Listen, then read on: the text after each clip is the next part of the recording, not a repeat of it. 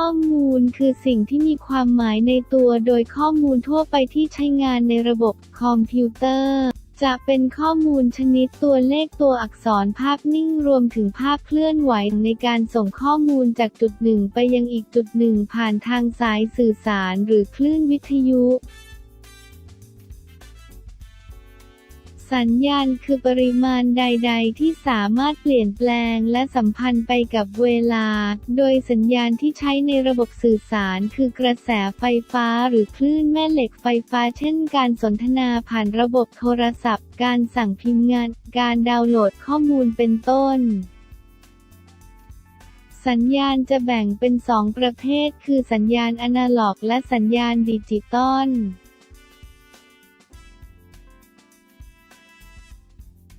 สัญญาณอนาล็อกและข้อมูลอนาล็อกเป็นรูปคลื่นที่มีลักษณะต่อเนื่องค่าระดับสัญญาณสามารถอยู่ในช่วงระหว่างค่าต่ำสุดและค่าสูงสุดของคลื่นได้โดยค่าต่ำสุดและสูงสุดจะแทนด้วยหน่วยแรงดันข้อมูลอนาล็อกและสัญญาณอนาล็อกสามารถถูกรบกวนได้ง่ายจากสัญญาณรบกวนพื้นฐานของสัญญาณอนาล็อกมีทั้งหมด3รูปแบบ 1. แอมพลิจูด 2. ความถี่ 3. เฟส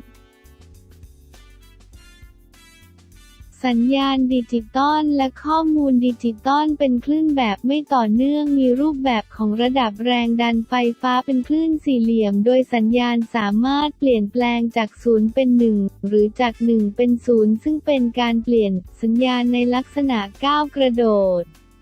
ข้อดีของสัญญาณดิจิตอลคือสามารถสร้างสัญญาณด้วยต้นทุนที่ต่ำกว่าและทนทานต่อสัญญาณรบกวนได้ดีกว่าและยังสามารถจำแนกระหว่างข้อมูลกับสัญญาณได้ง่ายข้อเสียของสัญญาณดิจิตอลคือสัญญาณจะถูกลดทอนหรือเบาบางลงเมื่อถูกส่งในระยะทางไกลซึ่งในการส่งข้อมูลระยะไกลนั้นสัญญาณอนาล็อกจะทำได้ดีกว่า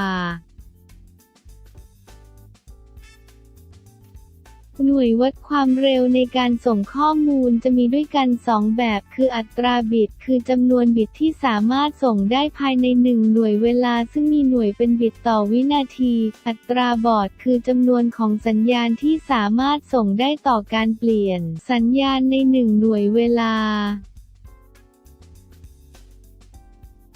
การแปลงข้อมูลให้เป็นสัญญาณจะมีด้วยกัน4วิธีคือ1. การเข้ารหัสแบบ NRZL 2. การเข้ารหัสแบบ NRZI 3. การเข้ารหัสแบบ Manchester 4. การเข้ารหัสแบบ Differential Manchester